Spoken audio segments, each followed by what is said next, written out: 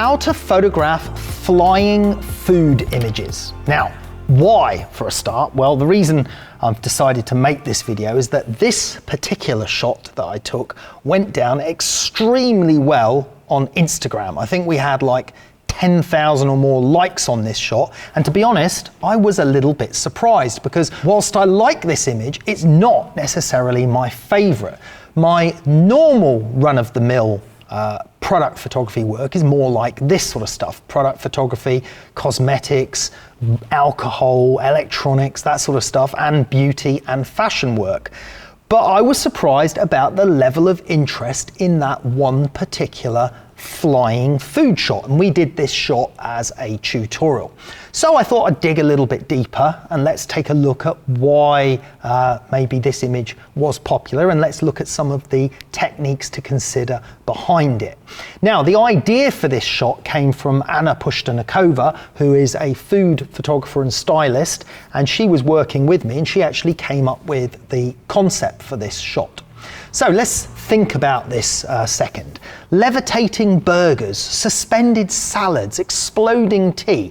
This is all the craze of flying food, and this type of flying food seems to be taking over the food photography market. But how are these images executed and created? Well, photographing floating images, whether it be food or any other product, can be difficult. There are a number of challenges that you'll need to overcome, including getting the composition and positioning your items correctly, not to mention the lighting on each different element. Now, in our food photography class, the one on the flying tea food shot, which you can find on our website here, in this, stylist Anna Pushtanikova and I show you exactly how to shoot an exploding tea image. But I've also summarized some of the most important points for you in this video. So let's take a look at how you can bring your own explosive creations to life. Now, as with most studio shoots, the flying tea shoot can be divided into 4 distinct stages. The first one is pre-visualization, then preparation, lighting, and then shooting. Now, each of these stages is crucial if you're going to get the best results possible. So I'm about to outline the stages for the flying tea shoot. And through this, you'll also see these steps replicated in other flying shoots I've done, like the cosmetics, splash shots, or paint shots, etc., etc. Now, number 1 is pre-visualization. Pre-visualization is one of the most important stages to any shoot. This is something that I do for nearly all of my shoots, and this allows you to plan everything from composition to lighting, as well as identify the challenges that you can expect to face and determine how to overcome them. And for pre-visualization, it's normally a process of just sketching the image out. And the very act of sketching the image out, as you can see in some of these previous images, it gives you the opportunity to identify where the challenges will lie. Now, for this particular shoot on the flying tea, we knew that we wanted to have the tea exploding out of the cup to represent the flavor and the sort of aroma of the tea. And we wanted the milk pouring from the jug above and the sugar cubes floating in space. Now, to achieve this, we had to think about how we were going to have that exploding tea while at the same time a controlled milk pour. And I knew it was going to be a composite shot, but I wanted to minimize the amount of composites to just 3 shots.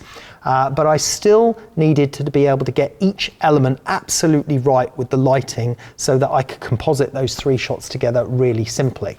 So creating a simple sketch often helps, and it helps with the planning because it allows you to more clearly visualize the final shot, and it will help you understand your composition and lighting. And first of all, composition, very important, because with a pre-vis sketch, you can already work out whether everything in your image is going to balance right. You know, will the milk jug sit in the right position if it's here, the pour of milk here? How's the petals going to explode, the sugar cubes? So you can actually build your composition completely during your pre-vis sketch. Then with your pre-vis sketch, you can start to decide what's in the foreground, what's in the background, where's your depth of field going to be, and it really helps you with the shot and building the shot. Number 2 is preparation. Now for this shoot, there was a fair bit of preparation required, that's for sure. And having identified a number of the challenges through the pre-visualization stage, I knew we needed different solutions for each of them if we were going to get the final image to work correctly. Now, you can see all of the preparation in full in the class on Karl Taylor Education for this particular shot, including how we suspended some of the items, how we levitate other items, how we capture the rising steam and the flying tea. Now, perhaps the most important thing when it comes to preparation is creative thinking. It's actually problem solving. It's problem solving and finding solutions. More often than not, shoots require at least some degree of problem solving. And as photographers, it's our job to find solutions to the challenges that we're presented. So instead of feeling defeated and writing the idea off, think about ways to overcome each problem and deal with them in bite-sized chunks so that it feels more manageable. Solve one problem at a time, fully solve it, and then move to the next. Now, get creative when you're thinking about this. Try and think outside the box a little bit. You'll be surprised at what you may come up with. Now, lighting is number 3. The lighting setup for this flying tea shot was fairly straightforward, to be honest. I used a 3-light setup, 2 soft boxes, one on either side, and 1 light from above. So the lighting wasn't really a big challenge. We were going for a soft yet 3-dimensional light, but it needed to work with every element of the shot, from the cup to the milk pouring to the flying tea itself. Now, to find the best lighting, we fixed the cup and the milk jug in position, while Anna held the tea in position temporarily, and from there I experimented with the distance and the angle of each light to make sure that I got the best results. So those were my sort of lighting test shots, if you like, before deciding on the final lighting. Now, number 4, the shoot itself. Once the lighting was finalized, the shoot itself had to take place in different stages. And remember, I wanted to minimize this to 3 composite images. So it had to take place in 3 stages. Now, to start with, we photographed the steam and continued to shoot until we felt we had some good options of different steam shapes to work with. Next, we photographed the milk pour, and for this, Anna poured the milk into the jug and we captured it as it poured out of the jug into the cup. Now, the tea explosion itself took slightly more time and slightly more complexity, and we shot a number of images before getting the best results. And to make sure there was no motion blur, I had to use fast flash durations. And to maximize my chance of getting the timing right, I used the mirror locked up on my camera. By using the mirror locked up, we reduced the delay time on the shutter so that when I'm triggering the shutter, I'm triggering it almost instantly. Now, one of the things that you may have noticed in this image is that whilst most of the tea is frozen absolutely pin sharp, there are a couple of particles or a couple of elements of the tea buds or the rose buds that do have motion blur. But that motion blur was actually added in post-production because I prefer to freeze things sharp and then artificially introduce motion blur where necessary. Now, this shot incorporated many of the typical challenges associated with photographing floating or flying objects. And a lot of my work, from paint splashes, liquid splashes, alcohol, food, all this sort of stuff, it includes these techniques. Now, how we suspend items and how we freeze motion and how do we get the best lighting. So, suspending items. while suspending items depends on what you're shooting. There are a number of different options for suspending items. Sometimes we literally just throw items. Sometimes we build ramps to crash items together, as we did in this complex paint shoot where we actually built ski ramps so that the paint could fly down the ramps and crash at the right moment at the right position. Now this is absolutely crucial because what you're really trying to do with levitation, splash or crash images is control the subject and for it to happen at a certain space within your field of view. It's no good just randomly throwing stuff into the scene or into the image, because 9 times out of 10 it won't be in the right position. So you have to devise solutions that solve the problems of making the items appear at the right place at the right time.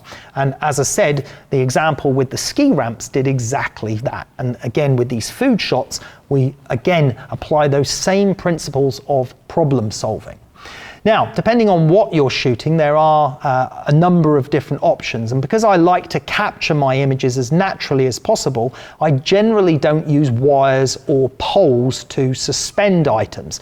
If I'm shooting flying liquids, I do prefer to throw the liquid, but it is about containing that liquid in that given space.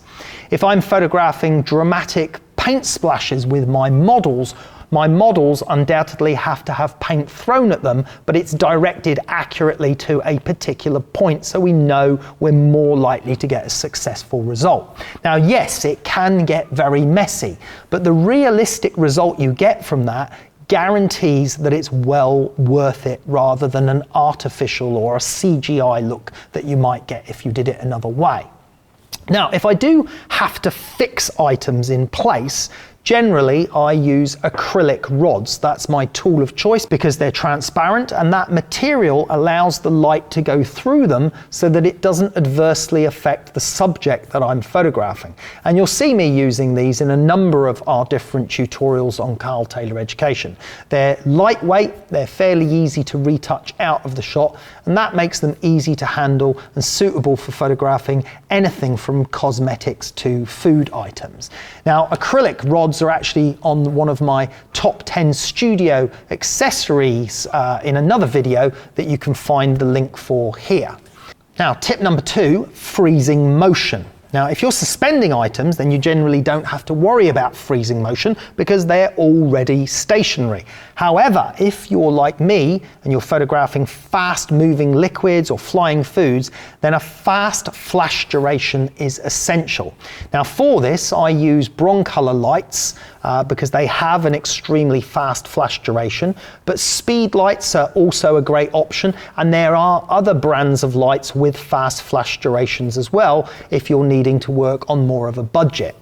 Now, in many of our advertising, product and still life classes on karltayloreducation.com, you'll see how I use a combination of studio lights and speed lights to photograph a number of different paint splash images. Now, the next tip is lighting. When it comes to lighting floating objects, as I've already mentioned, that fast flash duration may come in handy. But the other thing to consider is the lighting on your product or subject. If you're comping your images together via a number of images, then it's imperative that your lighting remains the same between each shot. Make sure you have your lighting as fixed as possible once you've found your lighting setup that works, because you need to be consistent with your lighting, so you need to make sure that your lighting has exactly the same exposure and exactly the same color balance for each shot, so that your comping of layers and your compositing becomes far more easier. And that's why I like to work with Broncolor as my lighting brand, because I know it's going to be accurate for every shot.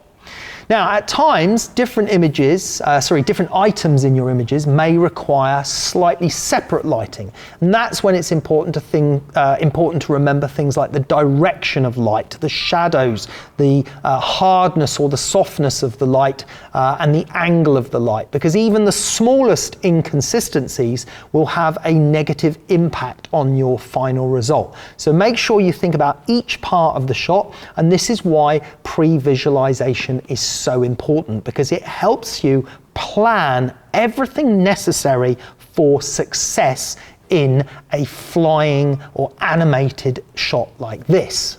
So in summary, whilst photographing flying objects, whether it's paint, liquids, models jumping, food flying, it can be very difficult, but can also be great fun. And the difficulty can be reduced dramatically through pre-visualization and good planning, and applying some of the points and techniques that I've mentioned earlier. Now, if you'd like to see this particular shoot from start to finish and pick up some even more tips on flying objects and food photography, head over to carltayloreducation.com. Get my completely free photography course with no sign-up required. You can also access our free 90-page ebook. Just click the link or go to carltayloreducation.com.